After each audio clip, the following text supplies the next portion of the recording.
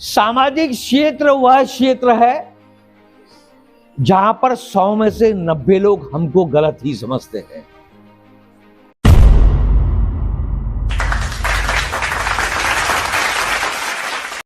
नमस्कार, आपका स्वागत है लीड लैब में। जिस तरह से हम लोग विभिन्न क्षेत्रों के दिग्गजों को आपके सामने लेकर आते हैं, उसी तरीके से आज एक बुरहानपुर के नामी समाज सेवी जिन्होंने अपने जीवन में स्वास्थ्य, शिक्षा, सुरक्षा एवं स्वच्छता, लोकतंत्र सभी क्षेत्र में अपना जीवन दिया है। साथ ही साथ उनके वो विभिन्न प्रकार की संस्थाओं में सदस्य, पदाधिकारी भी रहे। तो आज जानते हैं हम लोग उनकी ये सफर की कहानी। Sir welcome to. मैं महेंद्र जैन, छोटा सा सामाजिक कार्यकर्ता, जिला बुरहानपुर। सर, हम आपके बचपन से शुरुआत करते हैं कि आपका बचपन कैसा बीता। आप वंडर करोगे कि जिस वर्तमान समय में अभी हम जिस उम्र के पड़ाव के दौर से गुजर रहे हैं, और बचपने की बात अगर करें तो मैं एक सरकारी स्कूल से भारत मैदान में हिंदी नंबर 2 का पढ़ा हुआ छात्र हूँ। अच्छा, और किस तरीके से रहा सर बचपन से? बचपन भाई उस जमाने की बात ही बहुत अलग थी। प्राइमरी एजुकेशन ग्रहण करने के बाद मैंने 6वीं से लेकर 12वीं तक शासकीय सुभाष उच्चतर माध्यमिक विद्यालय के अंदर अपने जीवन के 6वीं से लेकर 12वीं तक की पढ़ाई की। और मेरे जीवन का सबसे बड़ा सौभाग्य यह रहा है कि मैं पहली से लेकर 12वीं तक कभी भी नापास नहीं हुआ हूं, हमेशा पास होता गया। मैं मानता हूं कि मैं फर्स्ट डिवीजन का स्टूडेंट नहीं रहा, किंतु सेकंड डिवीजन मेरी जिंदगी का हमेशा रहा है। सर, कुछ ऐसे चुनौतियां जो आपकी लाइफ में आई हो, जीवन में आई हो, जिसको देखकर आप थोड़े से हताश हुए हो? नहीं, चुनौतियां देखिए, जीवन जीने का नाम ही चुनौतियां है। जो व्यक्ति जीवन में अगर कभी चुनौतियों से भाग कर अपने जीवन को कदम को पीछे हटा ले तो वो मानो जी नहीं सकता है। और जो व्यक्ति जीवन में चुनौतियों का मुकाबला करते हुए जीवन में आगे बढ़ता है, वही सच्चा योद्धा कहलाता है। हम जानना चाहेंगे सर कि इस स्वार्थ के समय में आप किस उद्देश्य के साथ इतने निरंतरता के साथ समाज सेवा करते आ रहे हैं? अरे, ये तो मेरे लिए परम सौभाग्य की बात है। और सबसे बड़ी बात तो मेरे लिए यह है कि मैं उस धर्म का अनुयायी हूं जिसका सिद्धांत ही जियो और जीने दो है। अरे, 84 लाख योनि के अंदर एक योनि है जो मानव योनि है। उस योनि के अंदर जन्म होना, और वो भी उस धर्म के अंदर, उस जिसे हम जैन समाज कहते हैं, ये मेरे लिए परम सौभाग्य। मैंने बहुत कई अनगिनत पुण्य कर्मों का उदय होगा कि मुझे इस धर्म के अंदर और एक ऐसे परिवार में जन्म लेने का अवसर प्राप्त हुआ है कि जिससे मेरा सौभाग्य ही मेरा मतलब, मैं ज्यादा बड़ी बात क्या कहूं। ये मेरे लिए बहुत परमपिता परमेश्वर की कृपा है कि मुझे ऐसी जगह, ऐसे धर्म के अंदर जन सेवा करने का अवसर प्राप्त हुआ है। सर, आप अपनी सफलता को कैसा देखते हैं, क्योंकि बुरहानपुर शहर में समाज सेवी में सबसे पहला नाम आपका लिया जाता है? देखिए, सफलता को जिस व्यक्ति ने जीवन के अंदर स्तर पर चढ़ा लिया वो समाज सेवी नहीं। सर, एक कोई मैसेज देश के युवाओं को? जीवन के अंदर चुनौतियां या कोई भी परेशानी का जो मुकाबला करके, चाहे फिर पहली से लेकर 12वीं तक की एग्जाम हो या कॉलेज लाइफ के जीवन के टर्निंग पॉइंट का जो समय हो, उस व्यक्ति को, उस समय को जिस व्यक्ति ने अगर सफलतापूर्वक उसका संपादन और संचालन कर लिया और समझदारी से, सूझबूझ से अगर उस पड़ाव को पार कर लिया तो जीवन के अंदर बहुत आगे बढ़ सकता है। अरे, मुझे आप ये बताइए, अगर कभी हम जीवन के अंदर, अभी अधिकतर ये देखने में आया है कि पांचवी की एग्जाम हो या आठवीं की एग्जाम हो या 10th की एग्जाम हो या 12th की एग्जाम हो, अभी भी कई बार ऐसे किस्से सुनने में आए हैं टीवी, मैगजीन, समाचार पत्र कि फलाने फलाने व्यक्ति ने रिजल्ट खराब आने के कारण आत्महत्या कर ली। भाई क्यों? क्यों? अरे जीवन में हार और जीत तो लगी है, और जो व्यक्ति हार कर जीता है वही सबसे बड़ा योद्धा है। एक बात जीवन के अंदर मेरे इस देश की नवयुवा पड़ी, मेरी बेटियां भी यहां पर बैठी है और मेरे बेटे भी यहां पर बैठे हैं इस देश के, जो आने वाले समय के अंदर इस देश को संभालने का काम करेंगे। भगवान उसी की परीक्षा लेता है जो परीक्षा देने लायक होता है। ये जीवन के अंदर गांठ बांध लो बेटा, परीक्षा भगवान उसी की लेता है जो परीक्षा देने लायक होता है। और सही मानों में कहते ना, जो हमारे पुराने पुरखे कह के गए, जो हमारे वंशज है, कि सोने को जितना ज्यादा आप तपाओगे वो उतना निखर कर सुनना बनता है। बस यही, जो व्यक्ति इस देश की युवा पीढ़ी अगर कभी गाढ़ बांध ले तो निश्चित तौर पर जीवन में आप कभी पलट कर नहीं दे सकते। सर, आपकी लाइफ का एक ऐसा टर्निंग पॉइंट जिससे आप समाज सेवा के क्षेत्र में आए? अरे मैं क्या बोलूं, 11वीं तक तो मेरी ये हालत थी कि मैं 4 लोगों के साथ सामने बैठकर या उठकर मैं बात नहीं कर सकता था। किंतु सेवा सदन महाविद्यालय के अंदर मैं 1976-77 के अंदर मैंने एडमिशन लिया, और मुझे आज भी याद है कि मेरे को पिक्चरों का बहुत शौक था, और मैं मेरे स्वयं के द्वारा लिखित कहानियों को ड्रामे के माध्यम से मंचन कर लोगों को शिक्षाप्रद नाटकों का माध्यम से जागृत करने का कार्य करता था। और मेरे जीवन का सबसे पहला, मैंने 76-77, 77-78, 79-80 और 80-81 के अंदर 4 साल, पता है एमकॉम प्रीवियस में भी मैंने एडमिशन लिया था, किंतु मैं पढ़ाई फिर मैंने छोड़ दी। किंतु इन 4 सालों में मैंने प्रतिवर्ष फ्री मेजॉरिटी और मारवाड़ी साहित्य समिति के माध्यम से ऐसे ऐसे शिक्षाप्रद नाटकों का मंचन करके दिखाया है। तो जो वहां पर एक प्रोफेसर सभी थे जो कि ड्रामों के अंदर पीएचडी थे, तो पहले साल जब मैं ड्रामा करके जब दूसरे दिन सवेरे कॉलेज में आया तो मैं सीढ़ियों से उतर रहा था और सामने प्रोफेसर साहब खड़े थे, बोले मिस्टर इधर आओ। मैं जी सर। बोले कल रात को वहां कौन थी, जो बॉस का जो रोल किया था वो आप थे क्या? मैंने हाँ जी सर मैं था। बोले आपने कहां से ये सीखा है? बोले क्या आपने ड्रामे की इंस्टीट्यूट लिया? मैंने नहीं सर कुछ नहीं, बस लाइफ में सोचा कि कुछ करना है बस इसलिए। बोले बहुत अच्छा किया, आप क्लास ज्वाइन करो और बहुत आगे तक जा सकते हो।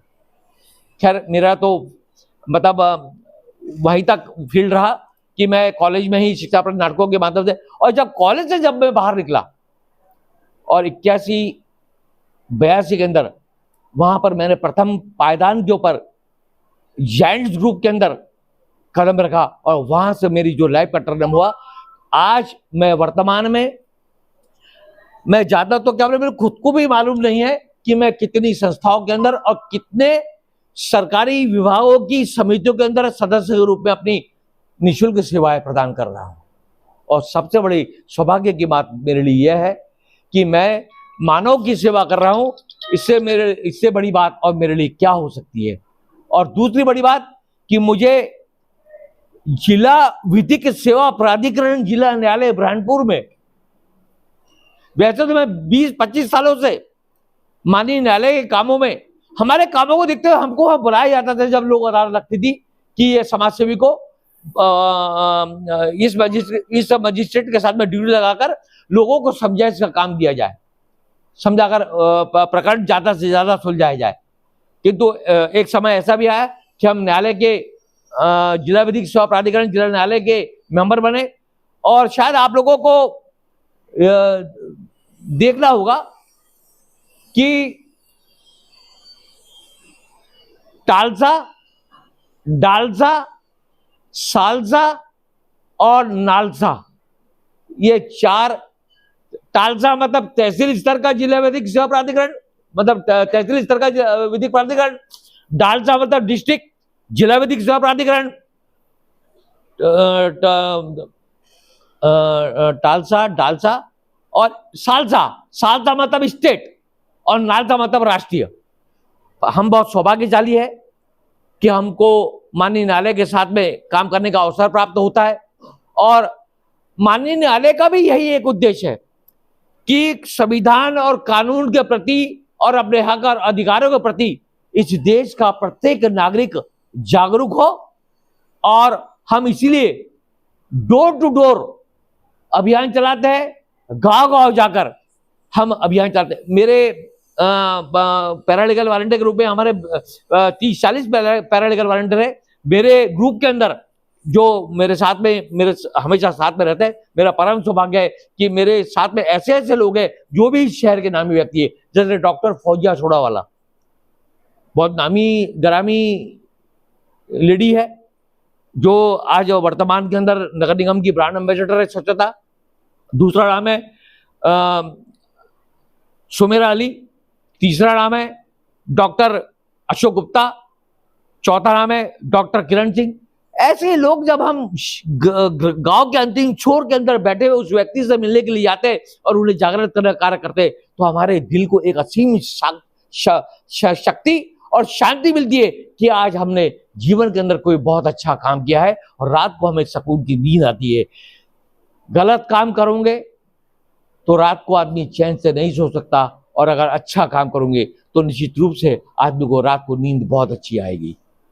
सर, समाज सेवा के क्षेत्र में आप कार्य कर रहे हैं, कई अपोजिट सिचुएशंस भी क्रिएट होती होगी कुछ?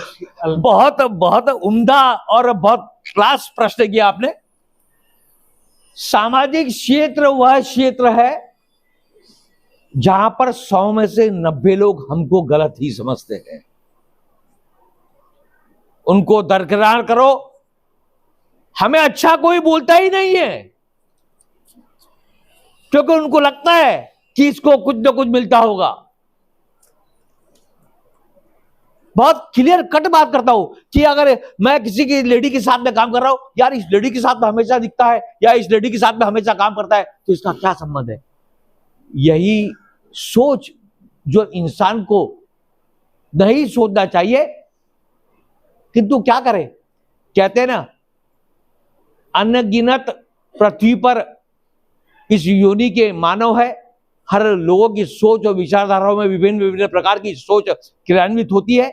हमें अपने से संबंधित रखना है कि हमें अपने जीवन के अंदर किस रास्ते की ओर अग्रसर होकर इस समाज को जागृत करना है। सर, एक मैसेज युवाओं के लिए, जिससे वो समाज सेवा के क्षेत्र में कार्य करने के लिए मोटिवेट हो, और वो भी कहीं ना कहीं अपने पोजीशन पे रहते हुए अपनी जहां पर भी है वो समाज सेवा में कार्य कर सके। देखो बेटा, इसी देश की भावी पीढ़ी मेरे सामने बैठी है, और मेरा परम सौभाग्य है कि मुझे लिपलेट के माध्यम से MK स्कूल के अंदर आज आने का सौभाग्य प्राप्त हुआ है। और सबसे पहले तो मैं साधुवाद दूंगा इस स्कूल के ऑनर को, तो जिन्होंने इस लिपलेट संस्था के माध्यम से ऐसे चुनिंदा लोगों को छांटकर उनका इंटरव्यू लेकर इस देश की भावी पीढ़ी को जागृत करने का जो कार्य कर रहे हैं, उसके लिए मैं पूरी संस्था का बहुत साधुवाद करता हूं, बहुत साधुवाद देता हूं, और बधाई और शुभकामना देता हूं कि वाकई में आप जो पुनीत कार्य कर रहे हैं, आप इसके लिए बहुत बहुत बधाई के पात्र हैं। अब रही बात युवाओं को संदेश कि समाज सेवा करना चाहिए या नहीं। दिन में घंटे कितने होते हैं? 24। हर चीज के लिए समय, नहाने के लिए समय, खाने के लिए समय, खेलने कूदने के लिए समय, पढ़ाई के लिए समय, घर के काम के लिए समय। एक समय ऐसा भी हम निकाले अपने जीवन के अंदर, और समाज सेवा के लिए उम्र का कोई बंधन नहीं है। इस जीवन में समाज सेवा करना हर किसी के भाग्य में नहीं है। बहुत पुण्यवान जीव ही इस समाज सेवा के क्षेत्र में कार्य करता है। और मैं चाहता हूं कि इस देश की युवा पीढ़ी बगैर स्वार्थ के, जहां स्वार्थ आ गया वहां समाज सेवा का अंत हो गया। निस्वार्थ भाव से आप समाज सेवा करके तो देखो। मैं ज्यादा बड़ी बात नहीं कहता हूं बेटा। उस दिन आप अपने आप को इतना गर्व महसूस करोगे, आपके माता पिता इतना गर्व महसूस करोगे। एक उदाहरण के लिए, कोई 80 या 90 साल की बुढ़िया जो हमारी माँ है, दादी है, या कोई हमारे पिताजी या काका जी, अगर कोई रास्ता या कहीं जा रहा है और अगर कभी उनको कोई कठिनाइयां हो रही है और अगर आपके पास समय है और अगर कभी उनको उस गंतव्य तक पहुंचा देते हो, यह बहुत बड़ी सेवा है। जैसे एक उदाहरण के तौर पर, ये बच्चे से पूछा, मैं नया हूं भैया, ये फलाने स्कूल का है, आगे जाओ, हमको नहीं मालूम। नहीं, उस बच्चे ने अगर कभी ये बोल दिया कि आइए भैया जी, काका जी, चाचा जी, मैं आपको उस स्कूल का रास्ता बता देता हूं और उस स्कूल तक छोड़ देता हूं, यही सेवा है। सेवा का कोई मापदंड नहीं है। छोटी छोटी बातों से ही सेवा का क्षेत्र अथाक सागर है। इस सागर को आज तक कोई नहीं लांघ पाया है। जितना भी करो उतना कम है। किंतु एक बात जरूर याद रखना, जितनी सेवा निस्वार्थ भाव से आप करोगे उतना, मैं ज्यादा तो बड़ी बात नहीं कहता, उतना सुख ज्यादा आप पाओगे। परम पिता परमेश्वर की मेरे ऊपर कृपा है कि मुझे ये सौभाग्य और अवसर मिला है कि मैं सेवा कर सकूं। मैं तो कुछ भी नहीं हूं, मैं कुछ भी सेवा नहीं करता हूं, किंचित भी सेवा नहीं करता हूं। मैं चाहता हूं कि मेरे जीवन का एक एक क्षण, एक एक समय उन लोगों के लिए समर्पित हो जिन्हें वास्तव में इसकी आवश्यकता है। Okay sir. सर धन्यवाद, आपने हमारे इस लीड लैब के मंच के सारे सवालों का जवाब बड़ी बखूबी तरीके से दिया, जिससे कि युवाओं में भी एक मैसेज जाएगा कि वो समाज सेवा के क्षेत्र में कार्य करें। एक आखिरी सवाल पर हम लोग आते हैं कि इस मंच पर आकर आपको कैसा अनुभव रहा? मैं पहले भी कह चुका हूं और बहुत गर्व के साथ कह सकता हूं कि बुरहानपुर जिले में पहली बार किसी लीफलेट संस्था और एमके स्कूल के माध्यम से निश्चित रूप से ये जो आयोजन और ये जो कार्य आपने चालू किया है, निसंदेह बहुत बहुत सराहनीय और अच्छा है। मैं इसके लिए आप सभी लोगों के साथ साथ उस स्कूल के ऑनर का भी बहुत बहुत धन्यवाद ज्ञापित करता हूं, बधाइयां प्रेषित करता हूं। और बच्चों से सिर्फ यही एक विनती करूंगा, जीवन में कितनी भी कठिनाई आ जाए, कदम आगे बढ़ाते हुए पीछे पलट कर मत देना। इतना ही कहकर मैं अपनी वाणी को विराम देता हूं। जय हिंद, जय भारत।